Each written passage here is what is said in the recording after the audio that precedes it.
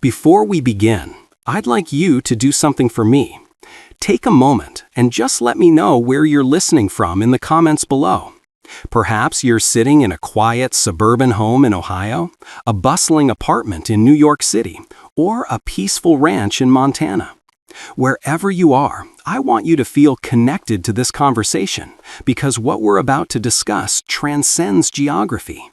Maybe you're someone who looks at the titans of industry, the innovators and leaders, and assumes they possess a kind of clairvoyance, that their success grants them a shield against the chaos of the world.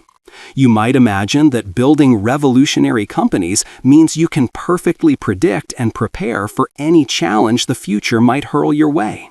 It's a comforting thought, but I can tell you from experience, it's a fantasy. Maybe you have never found yourself wide awake at 3 in the morning, the blue light of a monitor casting long shadows across the room, staring at raw data that screams a terrifying truth, that everything you thought you knew about the world, about the very fabric of our society, is about to change in ways that will test every person's character, courage, and resilience. If any of that resonates with you, then this conversation is for you. I want to tell you about the single most difficult decision I have ever had to make in my entire life. It's a decision I've agonized over for months, a weight that has settled deep in my bones.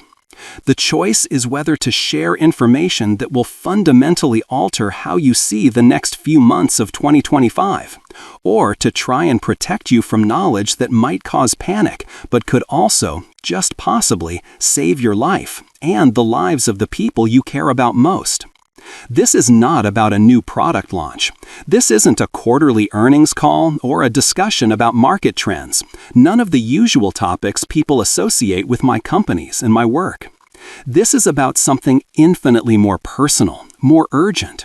It's about a series of disturbing patterns I've been tracking across nearly every sector of society, from global finance to local agriculture, that all point to a single, unavoidable conclusion. November 2025 will mark the beginning of the most significant period of change in modern human history. And the most frightening part? Most people are completely, blissfully, and dangerously unprepared for what's coming. Today, I want to share what I've discovered, because I've come to believe that you deserve to know the truth, even if that truth is a bitter pill to swallow, even if it requires you to make choices about your life, your family, and your future that you never in your wildest dreams thought you would have to make. The sleepless nights began about 6 months ago. It started as a flicker of unease, a professional curiosity. I started noticing strange anomalies in data streams from multiple disconnected sources. Individually, they seemed like isolated problems, a statistical blip here, a logistical hiccup there. But when I began to overlay them, they started to paint a picture so profoundly concerning that I initially dismissed it. My first thought was that I was succumbing to pattern recognition bias, making connections that simply weren't there.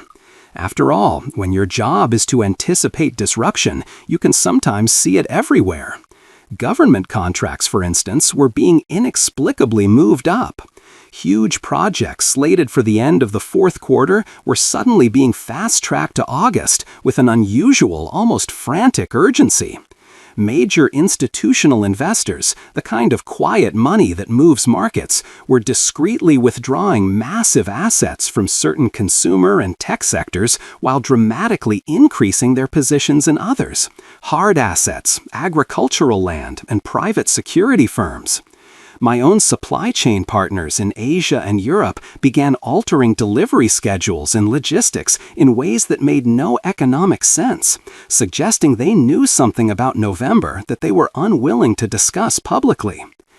Have you ever felt that gnawing sensation in your gut when things just don't add up?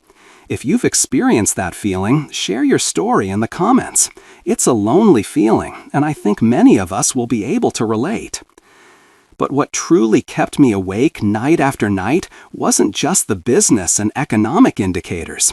It was the dawning, terrifying realization that everything I've built, everything I've worked toward for decades, my companies, my legacy, all of it might not matter a single bit if people aren't prepared for the kind of systemic disruption that these patterns suggest is rapidly approaching.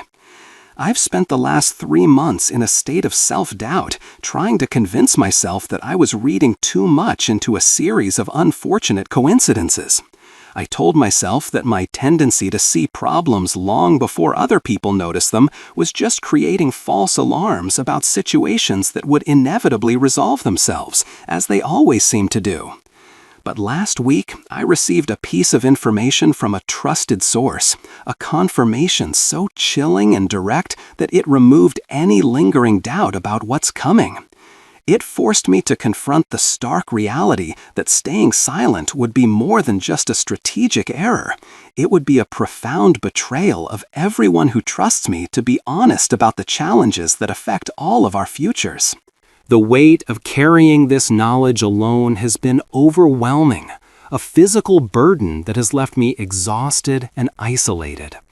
I found myself looking at my own children playing in the yard, their laughter echoing in the summer air, and wondering how on earth I could prepare them for a world that might be fundamentally, unrecognizably different from the one they are growing up in now. I've had cryptic conversations with close advisors and trusted friends, trying to hint at my concerns without creating the kind of wildfire panic that could make everything worse. Most difficult of all, I've had to accept the humbling truth that even with all the resources and influence at my disposal, there are some challenges that no single individual can solve alone. The best I can do, the only ethical thing I can do, is provide people like you with the information you need to protect yourselves and your families. If you believe that access to information, even difficult information, is a fundamental right, hit that like button to show your support. It's a small gesture, but it tells me we're on the same page. What I am about to tell you is based on a comprehensive analysis of data from government sources, private financial institutions, global supply chain networks, and the subtle but revealing behavioral patterns of world leaders. All of these disparate threads weave together to point to the same unavoidable conclusion. November 2025 will bring a confluence of changes that will test everything we thought we knew about economic stability, social cooperation, and our own individual resilience.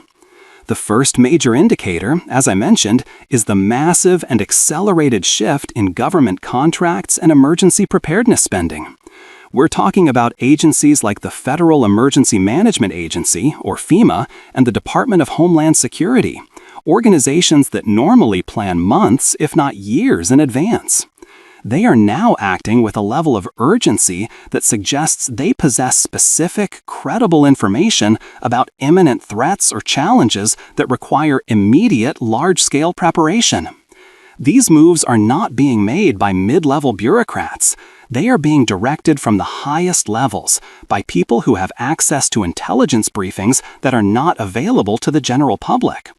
Their behavior isn't just proactive, it's reactive, as if they are bracing for an impact they know is coming. A second and equally alarming indicator comes from the financial world. The silent, coordinated movement of capital away from markets that depend on consumer confidence and stable supply chains is a deafening alarm bell for those who know how to listen. We are seeing a quiet flight to safety on an unprecedented scale. Trillions of dollars are being moved out of stocks and bonds and into tangible assets, precious metals, agricultural commodities, and even companies specializing in water purification and off-grid energy solutions. This isn't the volatile, headline-grabbing panic of a stock market crash. This is a calculated, strategic retreat by the world's most powerful financial players, suggesting they expect a near-term future where traditional investment strategies will become ineffective, or worse, catastrophically dangerous.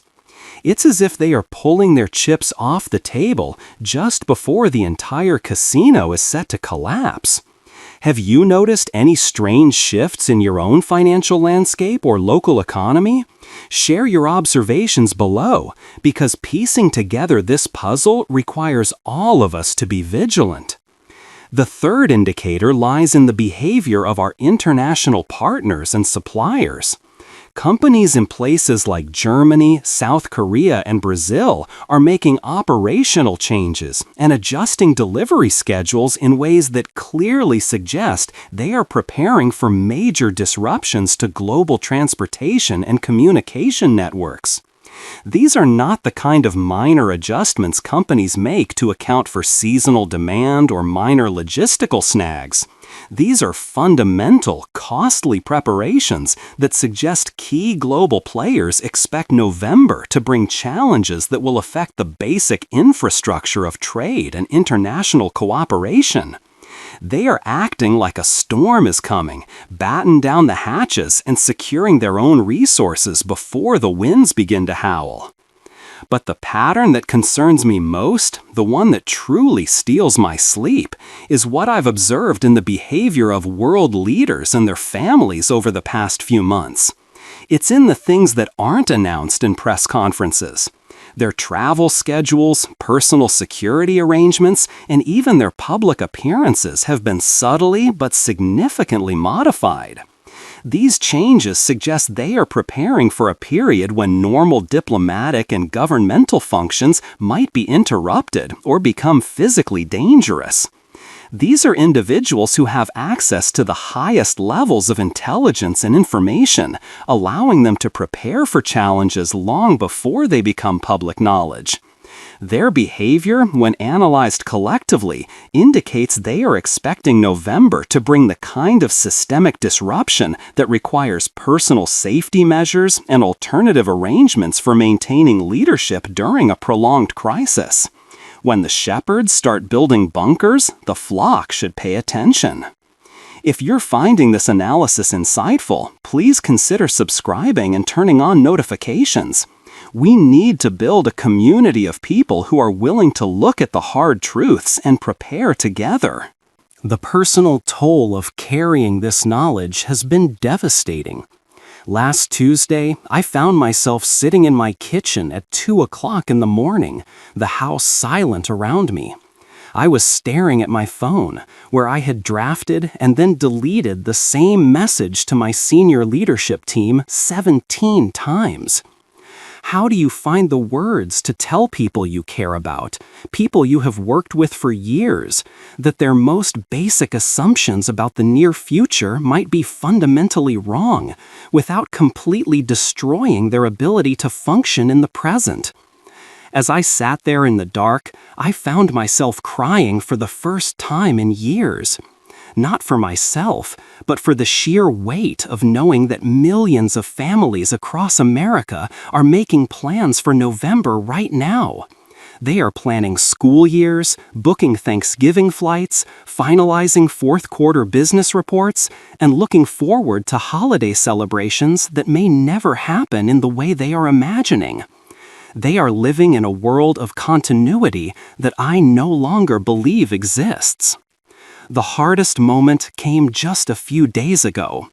My daughter, my bright, beautiful 9-year-old, came running to me, her face alight with excitement, asking me to help her plan her birthday party for the end of October. As I looked at her, chattering on about decorations, the guest list, and what kind of cake she wanted, I felt something inside me just break. How do you maintain a child's precious innocence while also preparing them for a world that might demand a level of resilience they've never needed to develop? How do you look into that hopeful face and reconcile it with the stark, cold data on your screen? It's a paradox that has haunted me. I've started having conversations with my children that I never thought I would need to have.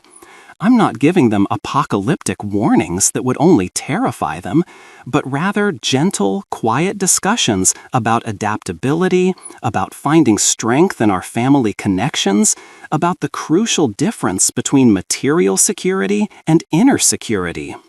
We talk about what it means to be a helper in tough times. What would you say to your own children to prepare them without frightening them? This is a real challenge many of us may face, and I'd be grateful to hear your thoughts in the comments. The directness of a child's question can pierce through any adult pretense. "Dad, why do you look so sad sometimes when you think we're not watching?" my son asked me last week. His simple, honest question forced me to realize that my desperate attempts to shield him from my concerns were failing. Children are incredibly perceptive. They sense when the adults around them are carrying heavy burdens, even when those burdens aren't explicitly discussed. I've been losing weight from the stress, sleeping poorly, and finding it almost impossible to focus on routine business matters when I know that everything we are working toward might need to be fundamentally reconsidered in a matter of weeks. The isolation has been, perhaps, the most difficult aspect of this entire ordeal. I cannot discuss these concerns with most of my professional advisors without creating the kind of internal panic that could compromise our company's ability to respond effectively when the time comes. I can't share them with most friends without potentially destroying their peace of mind during what might be their last few weeks of what we consider normal life. Last Sunday, I found myself at my mother's house for what was supposed to be a routine family dinner. As I watched her, moving around her familiar kitchen, she was discussing her plans for her garden next spring. She spoke with such passion about which flowers she wanted to plant, which varieties of tomatoes she'd try, and how she hoped to host more family gatherings in her backyard. She looked so peaceful, so deeply confident in the continuity of her world, making plans with a kind of certainty that I no longer feel about anything. A physical pain bloomed in my chest. I wanted to tell her to enjoy every single moment of these quiet summer evenings, to treasure the beautiful simplicity of worrying about flower varieties instead of the stability of society. But how do you tell your 78-year-old mother that the world she has known for nearly 8 decades might be ending without breaking her heart or destroying the peace she has so rightfully earned through a lifetime of her own challenges? Instead, I found myself trying to memorize everything about that evening. The way the late afternoon light fell across her kitchen table, the sound of her laugh as she recounted a story about her neighbor's mischievous cat, the comfortable, easy rhythm of family conversation that assumes, without question, that tomorrow will be much like today. I stayed much longer than usual that night, helping her with small tasks around the house that suddenly felt precious and monumentally important. When she asked if I was feeling all right, noting that I seemed unusually quiet and attentive, I simply told her I was just grateful for these moments together. The look she gave me, a look of deep maternal knowing, suggested she sensed something deeper in my words, but she didn't push for explanations. Sometimes, the people who love you most know when to simply accept your presence as a gift, without demanding to understand all the reasons behind it. The drive home that night was one of the most difficult of my life. The darkness of the highway seemed to mirror the uncertainty in my mind. I kept thinking about all the elderly people in the world, like my mother, who are counting on November to be just another month in lives that have already seen enough disruption and sorrow. They are people who deserve to spend their remaining years in peace, rather than having to adapt to yet another fundamental change in how society operates.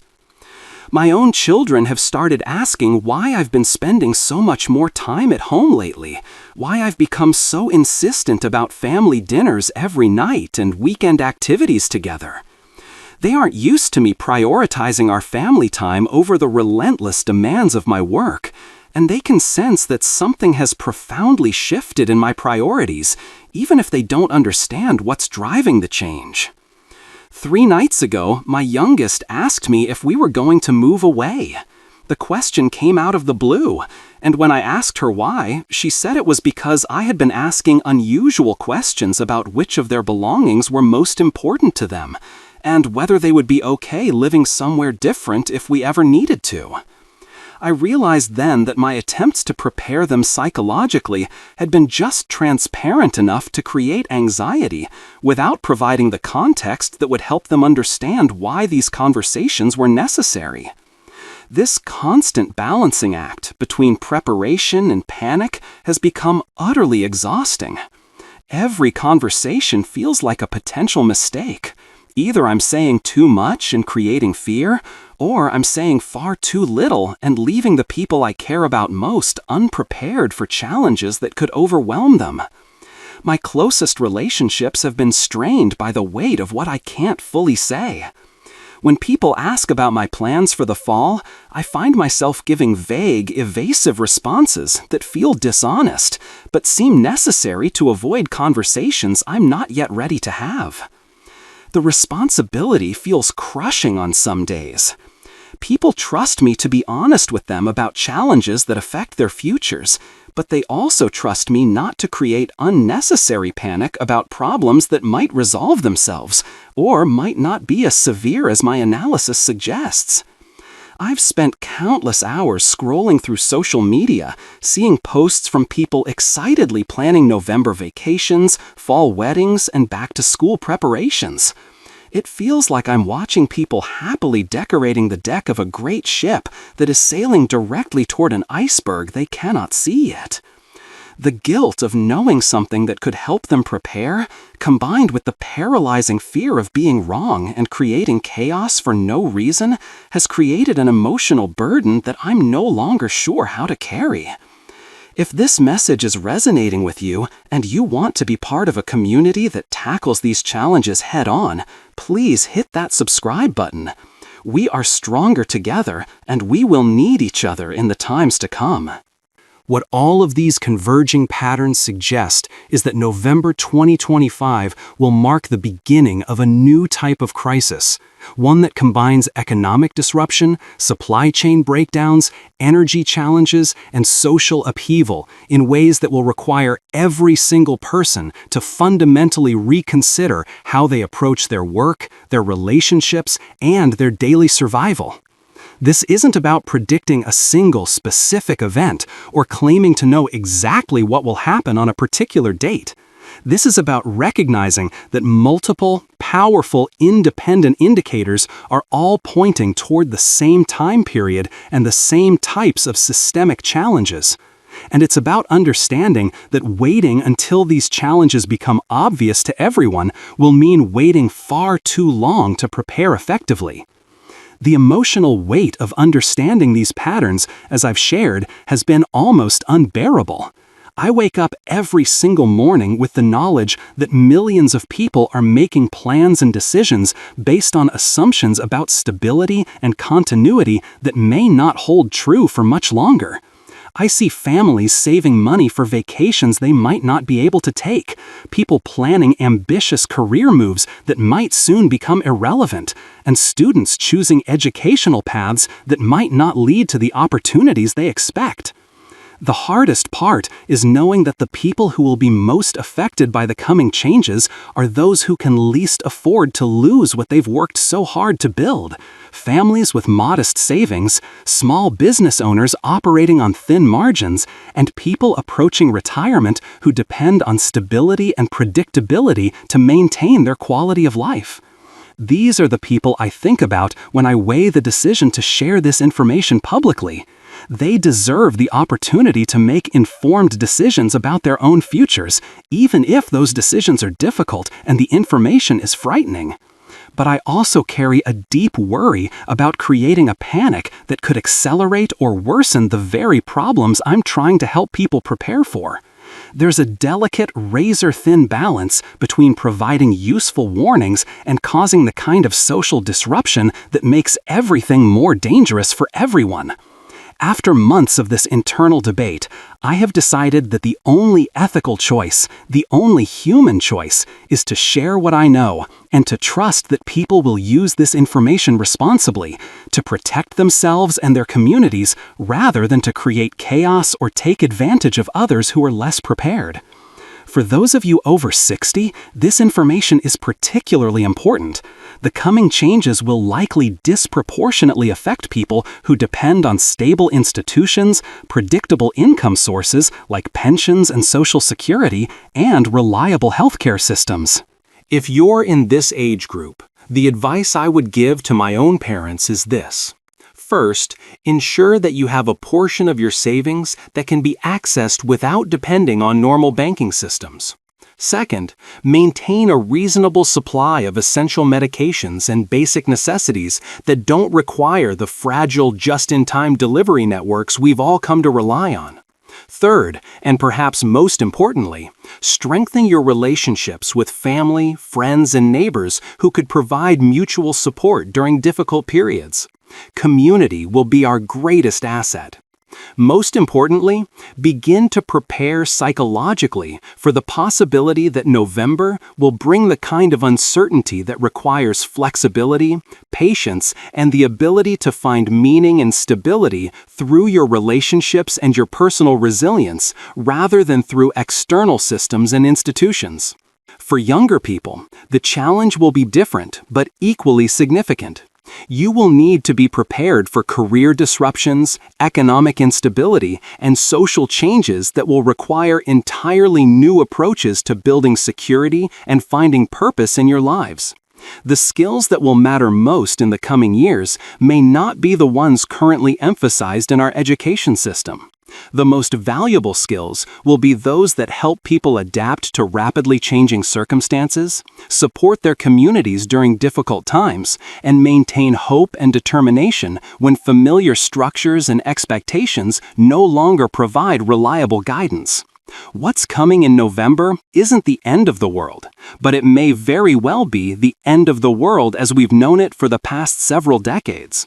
The people who will not just survive but thrive during this transition will be those who prepare not just practically, but emotionally and spiritually for a period that will test everything we thought we knew about what's possible and what's permanent.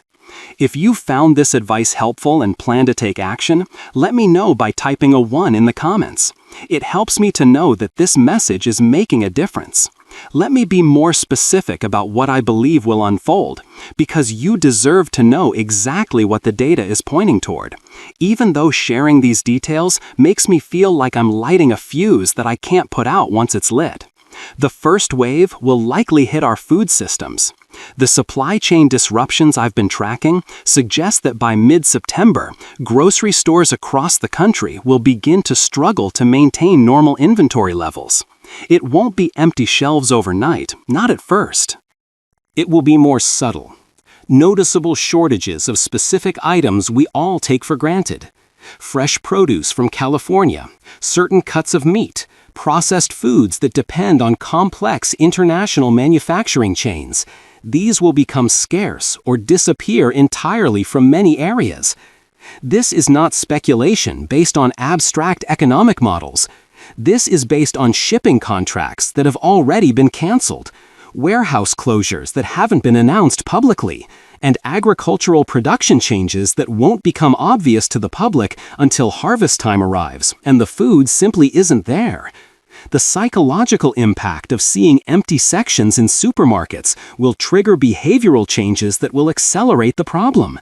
When people realize that abundance is no longer guaranteed, they will begin hoarding, which will create actual, widespread shortages, even in areas where the initial supply disruption would have been manageable. The second phase will likely involve our energy systems failing in ways that most Americans haven't experienced in their lifetimes. I'm not talking about dramatic nationwide blackouts like you see in disaster movies. It will be more insidious, rolling shortages that affect different regions at different times. Power grids that can't meet demand during peak hours, leading to scheduled brownouts. Gasoline stations that run dry for days at a time. natural gas supplies for heating that become intermittent right as the critical transition into the fall weather begins. The deeply interconnected nature of our modern infrastructure means that these energy disruptions will cascade into everything else. When power becomes unreliable, communication networks become unstable. When communication becomes spotty, the coordination between essential services like hospitals, police, and fire departments begins to break down. When those services can't coordinate effectively, the simple logistics of daily life become complicated, stressful, and dangerous. I am sharing this not to create fear, but to provide the precious opportunity for preparation. Those who understand what's coming and take appropriate, calm, and rational action will be positioned not just to survive the coming changes, but to help others in their community and to be part of building something better from whatever emerges on the other side. November will bring change, but it does not have to bring catastrophe. It will bring immense challenges, but it will also bring profound opportunities for those who are ready to meet them.